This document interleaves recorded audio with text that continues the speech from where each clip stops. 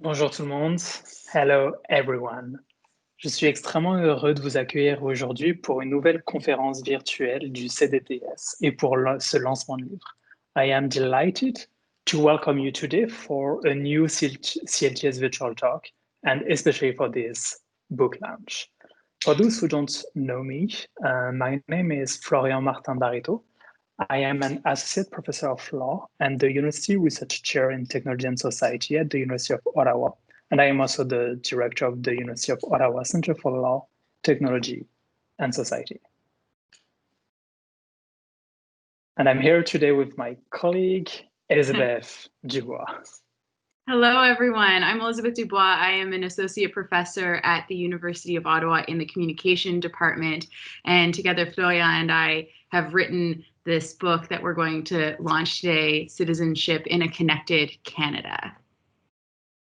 So I'd like to begin with noting that although this is a virtual event, we are still at the University of Ottawa, located on unsurrendered traditional Algonquin territory. And so we pay respect to the Algonquin people who are the traditional guardians of this land. We acknowledge their longstanding relationship with this territory, which remains unceded. Nous rendons également hommage à tous les peuples autochtones, qu'ils soient de la région ou d'ailleurs au Canada. Nous reconnaissons les gardiens des savoirs traditionnels, jeunes et âgés. So for today's session, we are talking about citizenship in a connected Canada. And I wanted to spend a little time before we jump into what's going to be a really great Q&A with many of our authors of the different chapters of the book, talking a little bit about how Connected Canada came about. This initiative started 4 or more years ago when myself and Ellie Marshall, who was one of the original creators of the Connected Canada initiative, were having coffee and complaining about how we just don't have enough data about Canadians' internet use in Canada because we are nerds like that. And we had both been trained at the Oxford Internet Institute, where they have the Oxis survey that does a lot of really great research into how British folks engage with the internet and their choices and their preferences and what works and what doesn't. And we saw in the States, the Pew Internet studies that do extensive survey research to collect data about similar things in the American context. And we really wondered why we don't have something like that in Canada. And one of the key reasons that we were able to identify was there was a real lack of collaboration between academics and policy folks and lawyers and civil society groups. And so we created Connected Canada to try and solve part of that problem. We hosted a conference in fall 2017, which Florian and I co-hosted on the U Ottawa campus called Connected Canada. We brought together all those different kinds of stakeholders with an aim of laying out a research and policy agenda, identifying the key things that we thought needed more research and how they might be useful in a policy world. Fast forward a year, we produced a report that many of you all on this call actually were part of, because you were part of those conversations that were fostered at the Connected Canada conference. That report then got a decent amount of attention and sparked the idea for this edited collection. And so what we've done in this collection is ask some of Canada's top scholars, top civil society members, top bureaucrats to come together and write about some of those key pressing issues. And so we're really delighted to be sharing this book with you, open access, although we also have a sweet little promo code for you if you want to download. If you don't want to download and you like the physical copy, you know, we've got actual books that are really hard to see when you've created a background that looks like the cover. So note to self, fix that next time. Anyway, before I turn it over to Florian to talk a little bit about the structure of the book, I just want to take a minute to talk about this idea of citizenship, because it's right there in the title, but we know it's problematic. We know that it can be an exclusionary term, and we know that particularly legal definitions can eliminate people from the conversation, and that's not something we want to do. When we're talking about citizenship, we're talking about the ways in which people are able to engage with their political and civic systems, the civic acts that they can take, regardless of whether or not they are legally recognized as citizens. We take this broad, more cultural definition of citizenship, and you can read our introduction to the book if you want more of the academic background on how that cultural idea of citizenship comes about. And we take that really intentionally because we don't want to be excluding people who are not legally defined as citizens in a particular nation state. With that, I'll hand it over to Florian to talk a little bit about the structure of the book. Yeah, thank you, Elizabeth. And so, yeah, so as Elizabeth said, so we invited, based on that report, it was like the end of December, and we invited some of the top leading scholars and also like amazing emergent voices, but from academia, government, civil society, to expand on some of the issues we had highlighted in the report and to produce a research and policy agenda. So the book that we are launching today. And the idea was to have policy recommendation, but evidence-based policy recommendation. And so we have organized the collection of those policy-oriented essays around what we have defined as like the 3 building blocks for digital policy for Connected Canada, although there is like many of them. We just had like to choose three angles.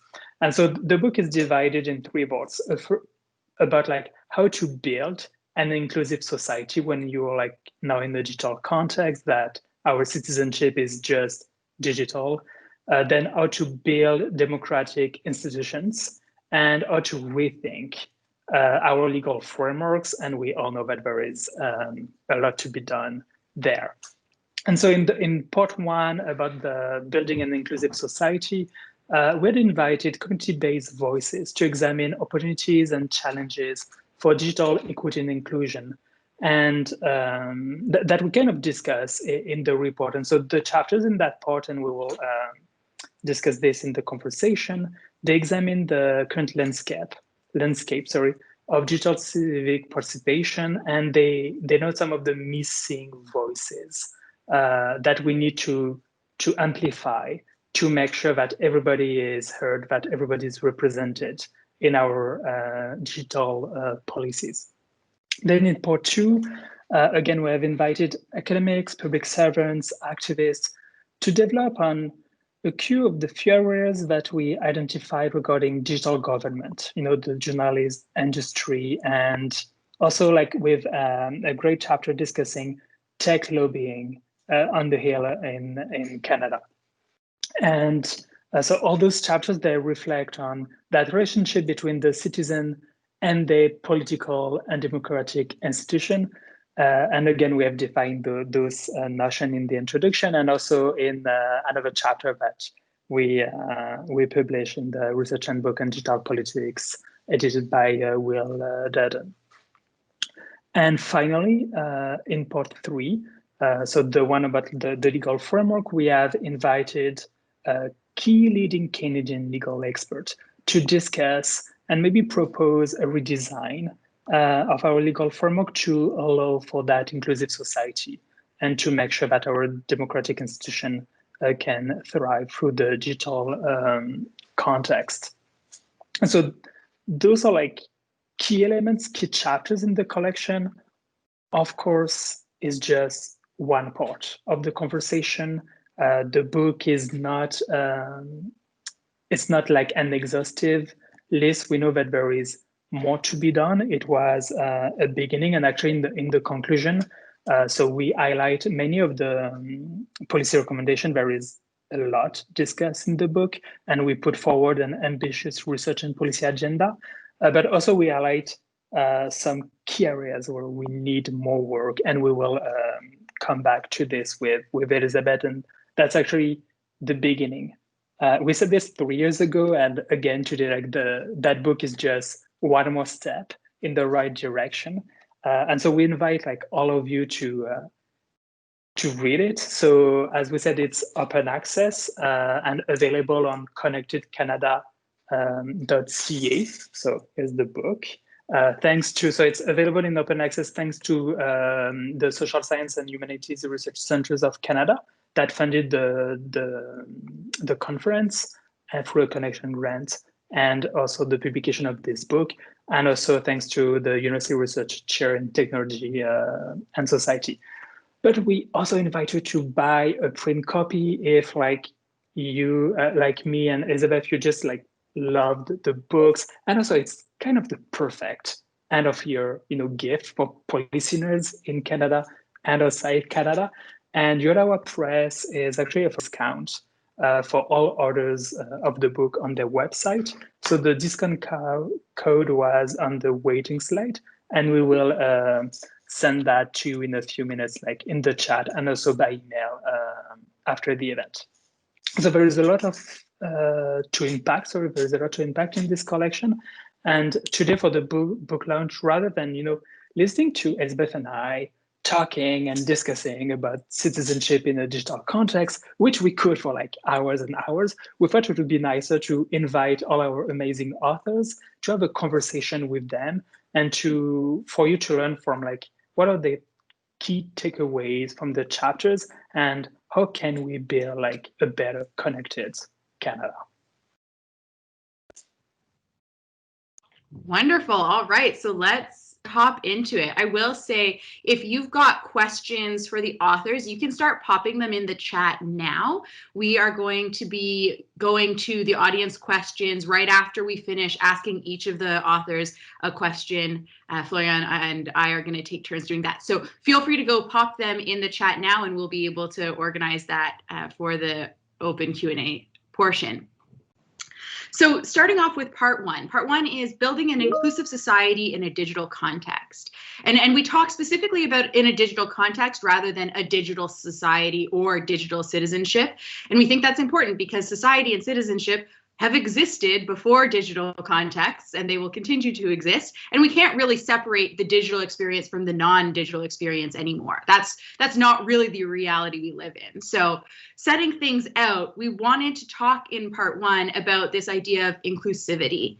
The first chapter was written by Alexander Dirksen, who unfortunately isn't able to be here today, but I do want to take a few minutes just to talk about his chapter because it's so crucial. His chapter is called Decolonizing Digital Space, and in it, he reflects on the dominant narrative of the technology sector's rise and the urgency of grounding ourselves more deeply in the current realities and complexities of citizenship in these digital contexts, particularly as it relates to ideas of reconciliation in Canada.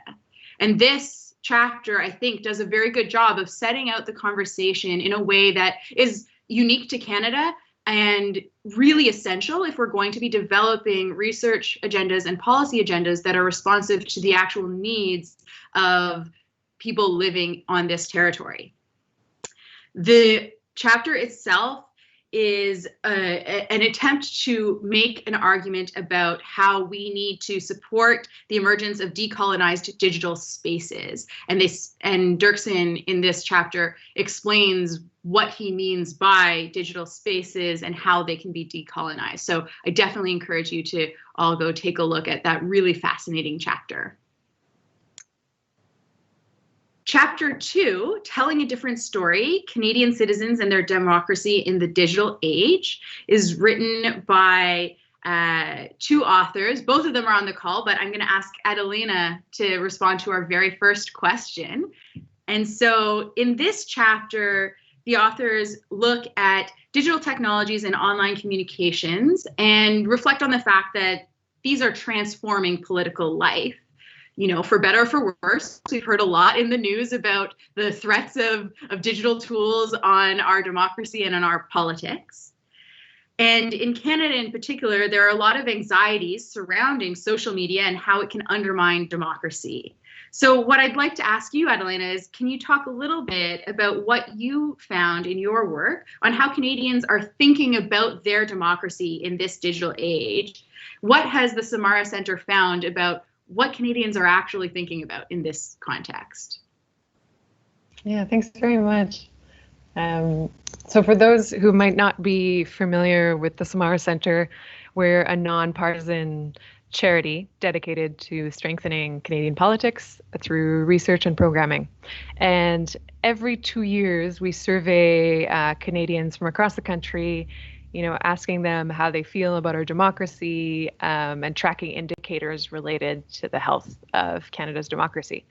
And so these surveys don't measure the direct effects of the expanding digital public sphere on Canadians, but we are able to get a snapshot of how Canadians feel towards their politicians and towards politics in general. And what we've found is that even if there are some underlying anxieties about the future of our democracy in the role of Canadians are increasingly satisfied with their democracy and have become more engaged and more interested in politics in recent years.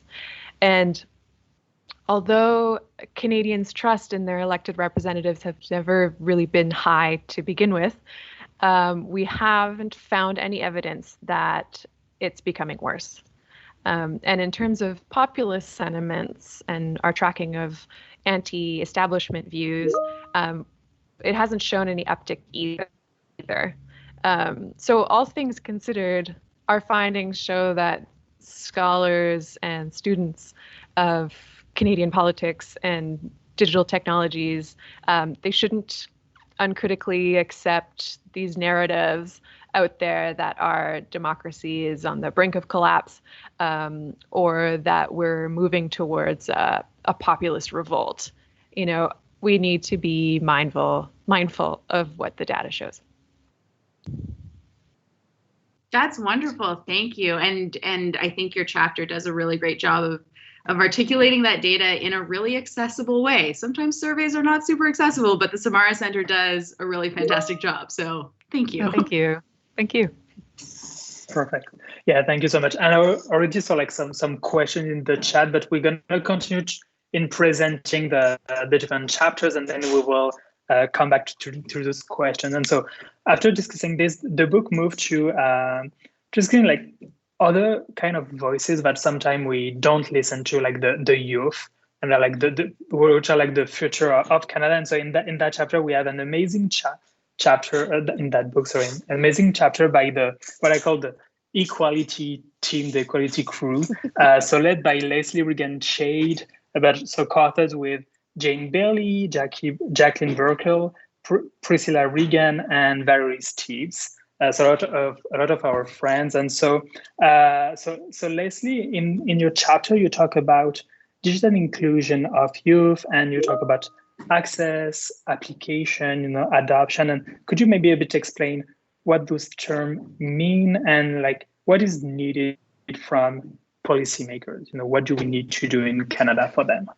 Okay. Thank you, Florian, and thank you also, Elizabeth, for this timely initiative and a really stellar book, which I'm really pleased and happy to share with my undergraduate and graduate students in various classes I teach at the University of Toronto, Faculty of Information, and I've had some really great feedback from students. So it's just great to introduce them to this community of scholars and these issues and policymakers and so on and so forth. So wonderful. Jane Bailey, who's a co-lead of the Equality Project, which is a SSHRC partnership, is on the call here. And thanks for talking about the other colleagues. It's a dream team to work with. So we used in this chapter, and it was looking at one of the sub-projects that we have been doing on the Equality Project, a series of focus groups that we did in 2018 and 2019 across Canada, in a larger project called This Is What Diversity Looks Like: What Young People Need to Enjoy Privacy and Equality in Network Spaces. And so we use this idea of digital inclusion, looking at a modified version of a model from the Institute for Museum and Library Services, which has also been used by the Public Policy Group in Ottawa, and also when there was a Digital Inclusion Summit in Toronto that you were very much a part of, Elizabeth, that used this IMLS Digital Inclusion Framework. And we thought this would be a good way to look at these issues. So access, affordability, availability, inclusive design, which is a key aspect, public access, application, how technologies are used across different sorts of sectors and uses, so education, workplaces, employment, economic, health, public safety, civic engagement, and adoption. Uptake and relevancy, privacy issues, privacy management, data rights, safety, and digital literacy. And so that is the sort of framework that we use to look at some of the issues involved in digital inclusion. And just one sort of takeaway is that data justice is very much aligned with digital inclusion. This is really a key point. Skills, appropriate ways that instructional materials, that different designs are tailored to different groups, safe, secure, and inclusive spaces online. Data literacy is a key component. So when we think about digital literacy, we have to think about data literacy and algorithmic literacy, awareness of datafication processes, design, and policies, and looking at this through an intersectional lens highlights how the social location of diverse youth shapes their online experiences, and how corporate platforms, through their infrastructural design, their opaque algorithms, their obfuscatory terms of service and privacy policies, can stifle online equality for youth. Brought ever more poignant and meaningful in COVID days. Thank you. We didn't time it to specifically coincide with the global pandemic that would send everybody indoors and on their computers more, but does it ever really underscore the importance? Absolutely. Yeah. So thanks for your work, guys. Thank you. All right. So in section 2, where we're looking at building democratic institutions in a digital context, we have chapters from 4 different authors. The first is by Kent Aiken, and it's called Government in a Connected Era. And so, Kent, in your chapter, you say the digital age has revealed many previously invisible voices and perspectives. What did you mean by that, and what does that mean for governments? Thank you. The analogy that I use there is that everyone talks about how the world is increasingly complex and hyperconnected, and anytime I hear that, I have this reaction, like it's akin to saying that planets keep on popping into existence and forgetting the advancements in telescopes. And essentially what we're realizing now is that a very small group of people always had access to information and elected officials and the capacity and power to make their voices heard in noticeable ways. And now we're realizing that there are all these other voices and community groups and discussions happening that in many cases were always there, but were more invisible to the bubble at the center of things. And the more that we go into that world, we realize the limits of big, bold, one-size-fits-all policies and approaches, or let's say when we're doing digital service and the provision of benefits through government, if you aren't looking at the long tail of who's signing up for that and who's failing at signing up for that, it seems like it's generally working. But the further you go into it and the more clear your perspective on the actual outcomes are, the more you realize what you're missing. How many people are being let down, left behind, are incapable of accessing it, don't have the digital infrastructure to access it. And all of a sudden it makes you realize that we're only getting into the work to bring this up to the standard that we now deem acceptable the more that we understand the world.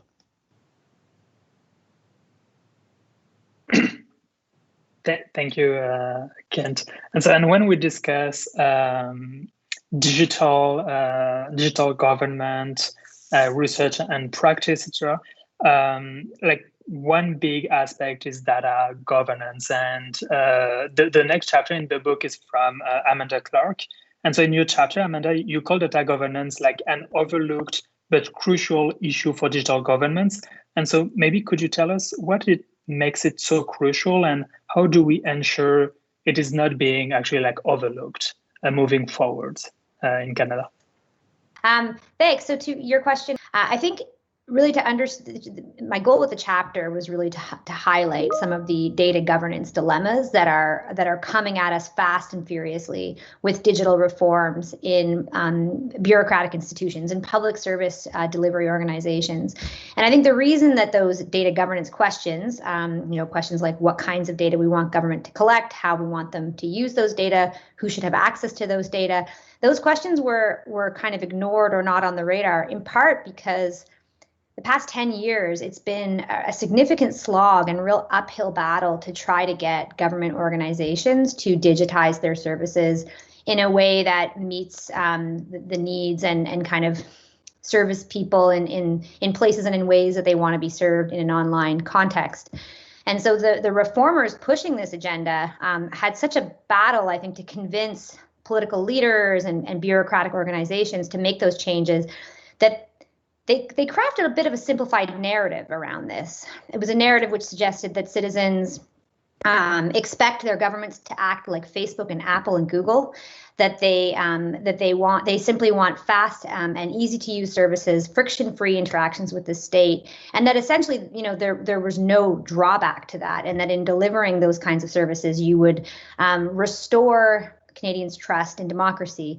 And that narrative is really problematic. Back to Adelina's point, perhaps we don't need to restore that much. We already have a fairly, it's not the greatest levels of trust, but the idea that they're in decline, I think, helpfully the Samara data highlighted in the book calls us to question that narrative.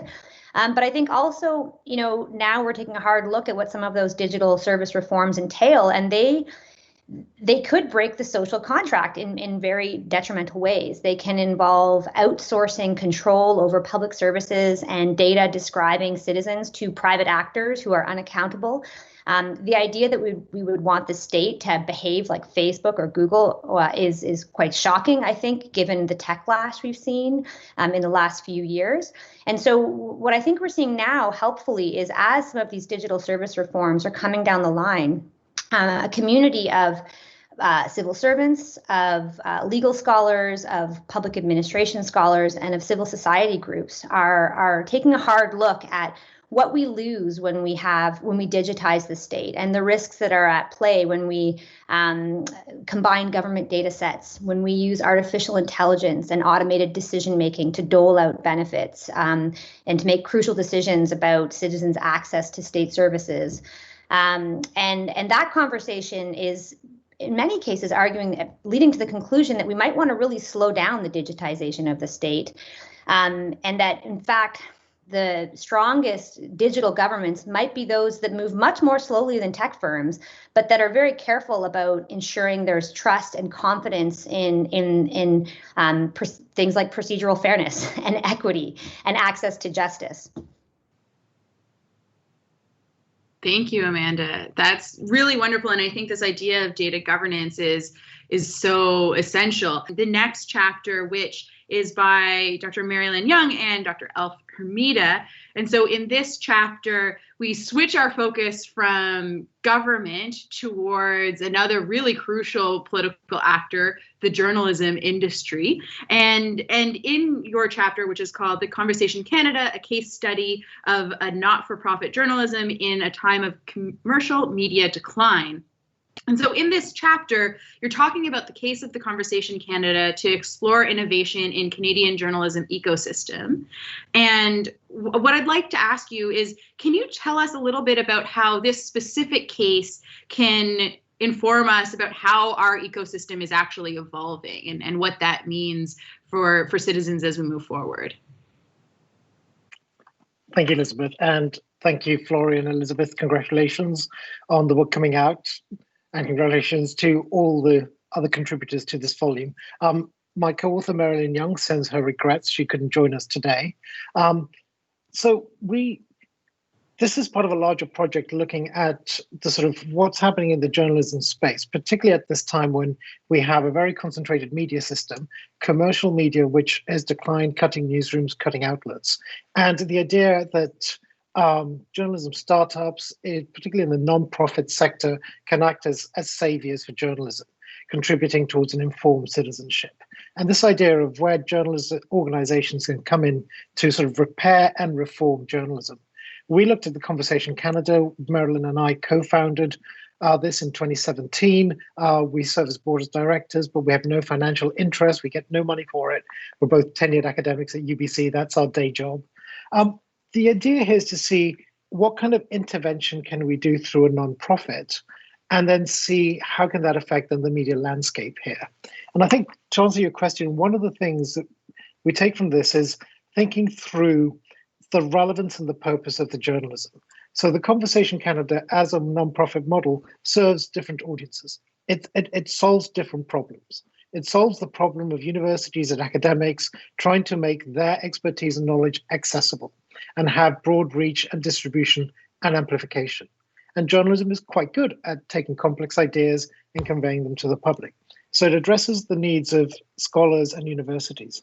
It addresses the needs of the mainstream media, because the Conversation Canada publishes everything in Creative Commons. So there's broad distribution, both in terms of what we might call elite mainstream media and also peripheral publications, so that informed analysis by Canadian academics reaches audiences in places where you normally would never come across Canadian expertise in this context.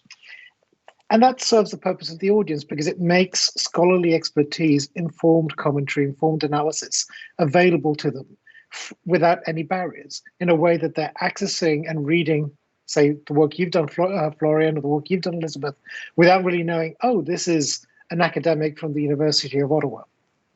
And part of this is an innovative business structure, which is funded by universities and by research organizations and foundations. So SSHRC was one of the big supporters of this project.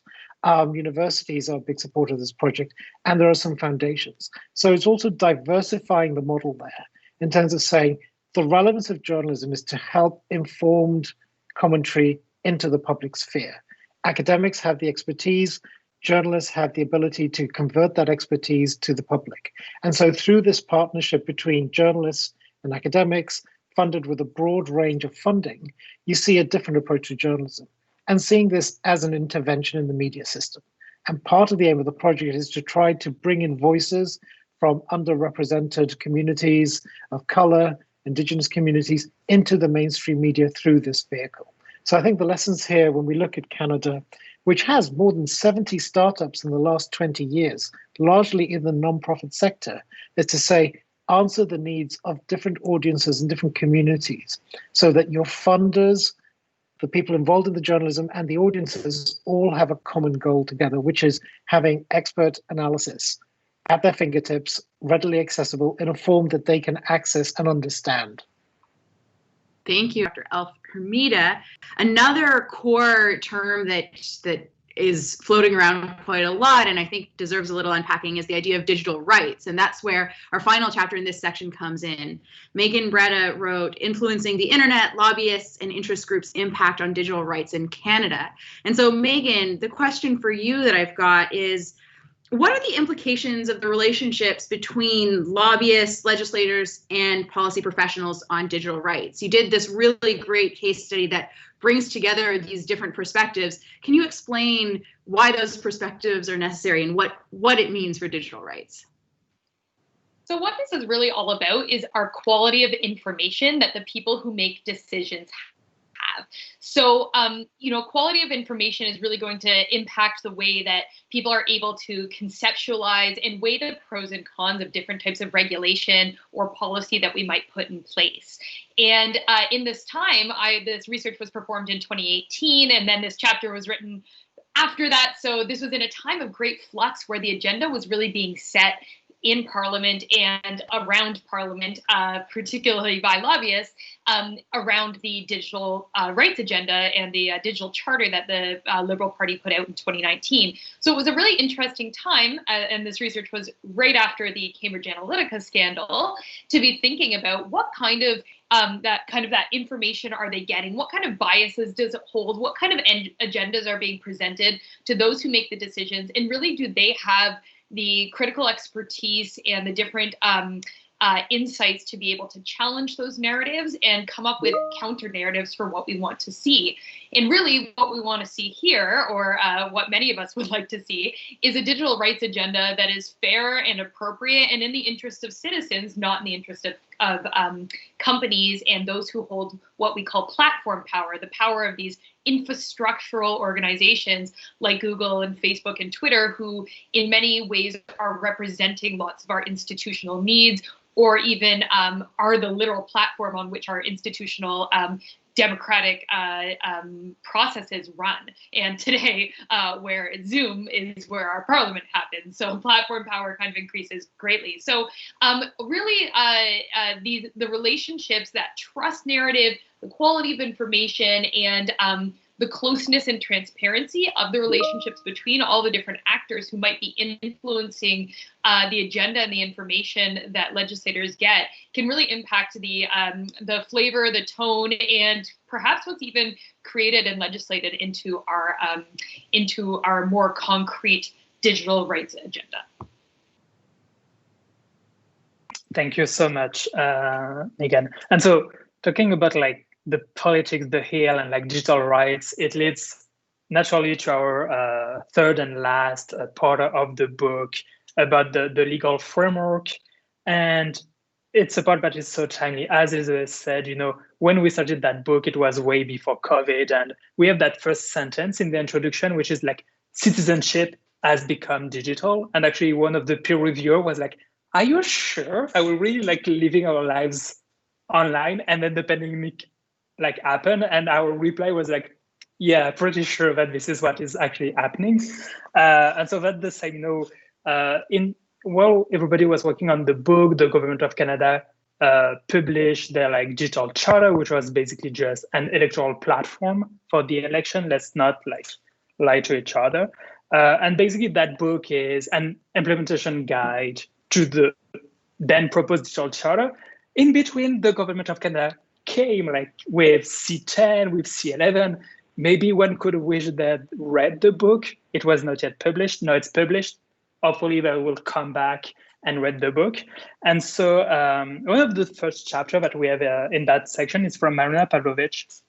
And so Marina, in your chapter, you argue that now we are consumers rather than just like producer, creators, critical thinkers, or citizens. We're like consumer first, and that require like Canada to rethink our contract paradigm and to stop with all those terms and conditions in which we can put like everything and nothing. And so can you tell us briefly what that means and what needs to happen from a policy perspective to be able to protect our digital rights on the internet? Thanks to you and Elizabeth for putting the book together. And as the news are happening, I think every chapter is becoming more and more timely. So mine is, I think, from the sort of surface view, looks like an odd chapter where we're talking about contracts in something where we're talking about digital rights and participation, where everybody's like, okay, we're talking about privacy or, you know, participation in a democratic society. And my obsession, I think, comes from the fact that in order for us to do any of these things online, we have to consume either a device or an app or a service or all of them and they become effectively a gateway for us to pass into that digital citizenship and that digital civic participation. And because all of these services are mainly privately owned, they all come with contracts and lengthy terms of service that nobody reads, that often include considerable restrictions on what you could do or give the providers of those services or those apps tremendous rights that may override sometimes your human rights or your civic rights that you may otherwise have. So the purpose for me was to bring it together to people to understand that, these two facets of our lives where we're consumers and we're citizens are actually not distinct. They're actually interconnected, and they're becoming interconnected in ways that they haven't been before.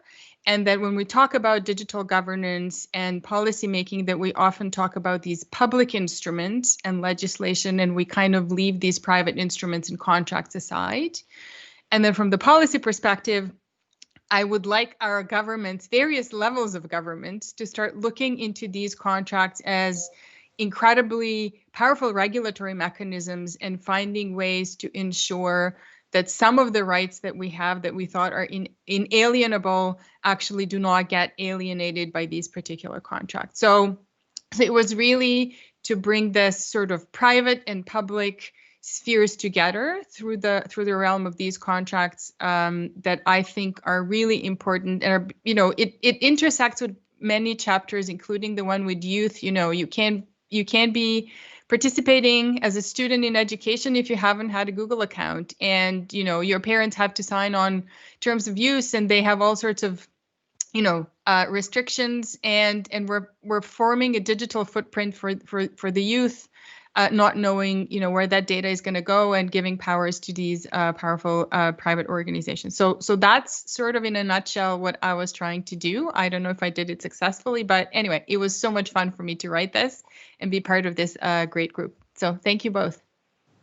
Thank you, Marina. I think that chapter is definitely a really interesting and important connector. So the next chapter we've got is a human rights-based approach to data protection in Canada by Dr. Teresa Skaza. And this is actually one of those chapters that's already been cited by some pretty important proposal by the Privacy Commissioner. So congratulations and thank you. In your chapter, you argue that we need to move from individual-oriented consent-based mechanisms to a human rights-based approach. And, small question for you, how do we do that? In a nutshell, I think it would have been a start in this, and a really important start in this legislation, to acknowledge the relationship of data protection to the protection more broadly of human rights. Right up front in the legislation, both as an acknowledgement of this fact, but also as a guide to interpreting the provisions in the legislation. And that didn't happen. And so what I'm talking about is more than just kind of amplifying privacy and saying, privacy is the human right, because there's a throwaway line in this bill, as there was in PIPEDA, which says, the purpose is to balance privacy rights of individuals with the needs of business to use data. And the way that's ultimately been treated as an interpretive tool and treated in the courts is to really put those two on an even footing, and to just say, well, we're balancing these two competing interests.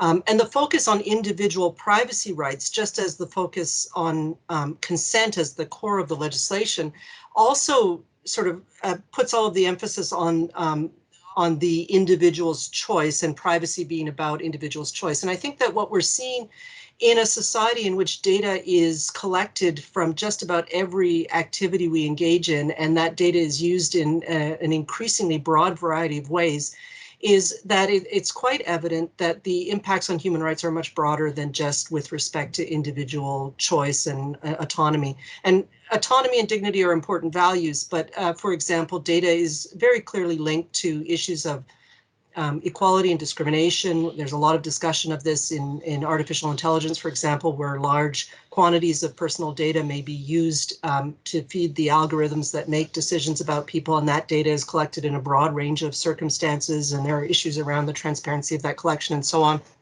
The ways in which data are used also impact on individuals' freedom of expression. If you think about data being used to manipulate opinion in online fora and so through social media, and freedom of association as well. So there's a complex set of relationships between human rights and data, and how data is used. And I think that a data protection statute needs to acknowledge this up front, and acknowledge that it's not just about managing the relationship between individuals and businesses when it comes to handing over personal information, but that it's about data protection in a much broader sense, in a context in which data is actually used in so many different ways that can have very significant impacts on people's lives and on their human rights. Yeah, thank you, Teresa. So a very timely chapter with the C11 reform, and also the proposal from Minister Lamechi for the Privacy Act. And another very topical chapter is the next one by my colleague Michael Geist. When we think about the other C10 right before, so In chapter 10, Michael Geist makes sense, or at least try to make sense, of the Canadian digital tax debate and unpack around the Netflix tax and underline some core policy choices for Canada. And maybe, Michael, if you can tell us like a bit more about that debate and what is the key priority for Canada right now when we're having those kind of conversations. Sure. Thanks, Florian, and thanks so much for the invitation for pulling this together, both to you and Elizabeth. It's great to be part of this project. And you're right, this proved to be really timely as writing about tax issues, and we've got a whole series of legislation and proposals that touch on this. This chapter actually started in some ways with the cheesy Stephen Harper video from many years ago, where he stood in front of a screen with Netflix and said that Breaking Bad was a television show that he really liked and pledged not to institute a Netflix tax, which was quickly matched by other parties, including the Liberal Party. And in the years since, I think it's fair to say I've never done an interview on the digital tax issues without some amount of confusion over what tax we were talking about. And what I try to do in the paper is unpack that a little bit so that we can have a bit more of an intelligent conversation about the potential for, and the need for in some instances, fairer tax policy in the digital environment. And so I really kind of break it down into three different areas, all of which are at the moment quite relevant. One has to do with essentially conventional sales taxes, GST or HST, and the fact that digital services haven't faced those taxes if they've been outside the jurisdiction. We've recently seen the Finance Minister, Chrystia Freeland, indicate that the federal government is going to move in that direction. That's often perceived to be simply a matter of fairness. We've also seen discussion around essentially a specific tech tax. Technology companies, like all companies, try to minimize the taxes they pay on income. Tech companies are really good at it because they don't necessarily need physical presence within the jurisdiction. We've seen a lot of countries begin to say, we want our fair share. That's a bit more of a zero-sum game because more tax revenue, say, for Canada might mean less tax revenue for the United States. So it's a challenging issue. But again, Minister Freeland indicated that Canada would move forward with that in 2022. And then lastly, there's the issue of what kind of contributions companies make into the Canadian environment. That's what Bill C-10 seeks to address. I've been a bit critical of it and will continue to be so, but the issue around that really tries to raise the question of, should companies, say like Netflix, be making mandated contributions in support of the creation of Canadian content? It's a company that's already a major investor in Canada, but some argue that there should be a payment there as well. And that is what some refer to as a Netflix tax. It's not really a tax. It's really a contribution that would go into a fund. But ever since that Harper video, it gets described as a Netflix tax. And I think it's fair to say we've seen a fair amount of confusion ever since. Thank you so much. That's a really great primer, and I think your chapter does a really great job of then like picking apart those different parts. So I suggest everybody go take a look at it. We are at the final chapter. Chapter 11 is Online Abuse, Chilling Effects, and Digital Rights, and it's written by Dr. Jonathan Penny.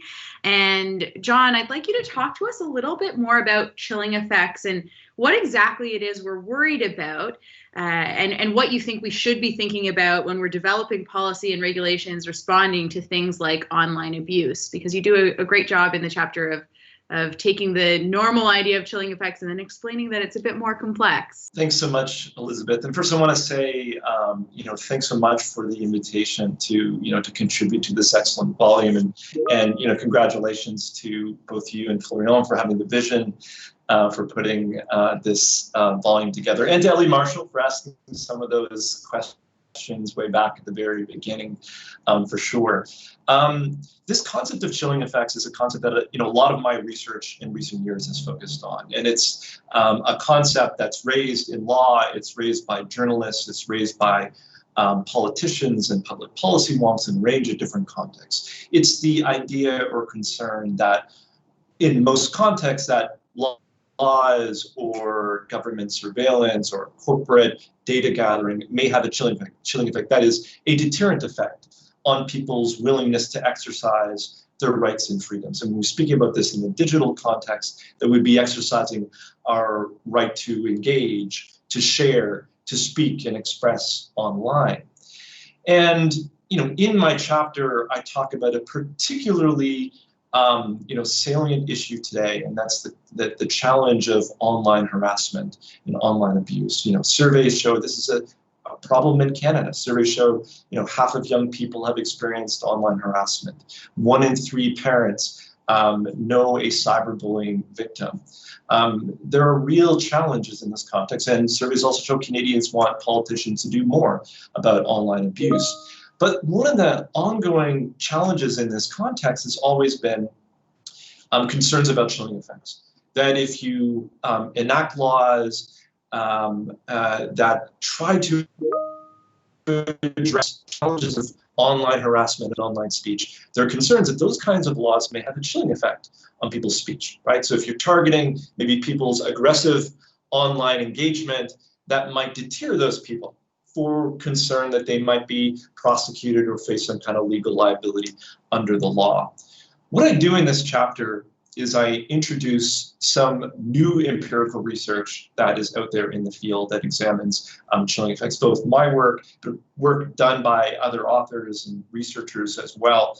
And a lot of that is being done using data in online contexts, having access to data that we didn't have in previous time to study this concept of chilling effects. And I highlight one particular study and paper that I co-authored with Daniel Citron, who's a leading privacy scholar and expert on online abuse. And what we found in our study was when looking at the impact of cyber harassment laws, as I mentioned earlier, typically the kinds of arguments or concerns that are raised about cyber harassment laws is they might have a chilling effect on speech.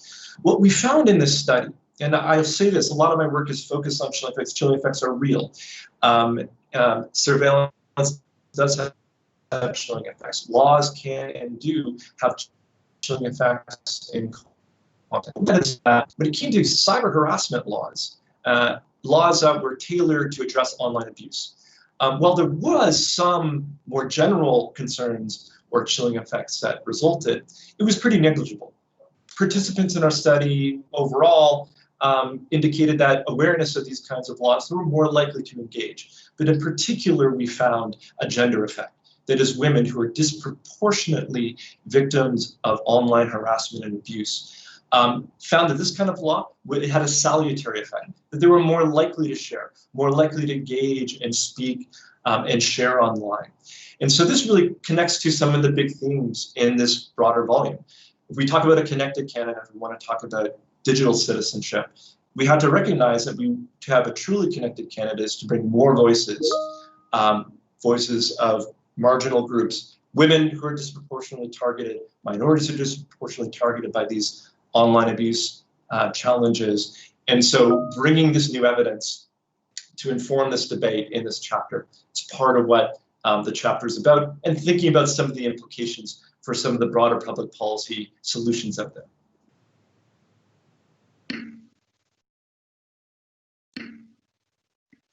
Thank you so much, John. So we're kind of running out of time, so we're so sorry, but we're still gonna try to answer a few questions quite quickly, and then maybe we'll move this on Twitter, as Elizabeth and I often do, Twitter conversation, maybe with some GIFs in the middle. But one of the question in the chat, so some have been already answered by the authors. Thank you so much. But so one of the questions is offline and online Canadian citizenship the same? What is digital citizenship? And I feel like we need to answer that question because, yeah, we made a statement with Elizabeth in our scholarship. So maybe Elizabeth, you want to start answering that question? Sure. Yeah. So I started studying the social implications of the internet before it was real cool. And I remember having lots of conversations about online versus offline existence. And we had this view of the cyber world as being distinct from the actual world, which just doesn't make sense anymore. So there's definitely variations in how people experience their citizenship in terms of how much of their lives are online and how much of their lives are offline. But really, all of our lives are both online and offline most of the time. And we've seen across these different chapters that even when you're not yourself choosing to be acting in an online context, people are collecting data about you. People are making decisions based on information about what you did and didn't do online or offline. And so at the end of the day, we think that it's much more useful to think of the idea of citizenship and then think of it in different contexts. And right now, the context is one that is highly influenced by digital technology and decisions that are being made in with an understanding that there will be digital versions of most government services. There will be implications of digital technologies for most laws that we develop and most policy conversations that we have to have. And as it is said, and this is why like our first sentence in the book is citizenship has become digital, is because even if you decide to be disconnected, you're never fully disconnected, because the people around you, like the way they're going to interact with you, even like your government, they're going to make their decision based on data, like the way your road is designed, the way your car is designed, like everything is decided one way or the other through technology. That's why like all those questions are like central, crucial, and should not be looked at on the side. Oh, they're the cool kids. They look at the internet, at the technology,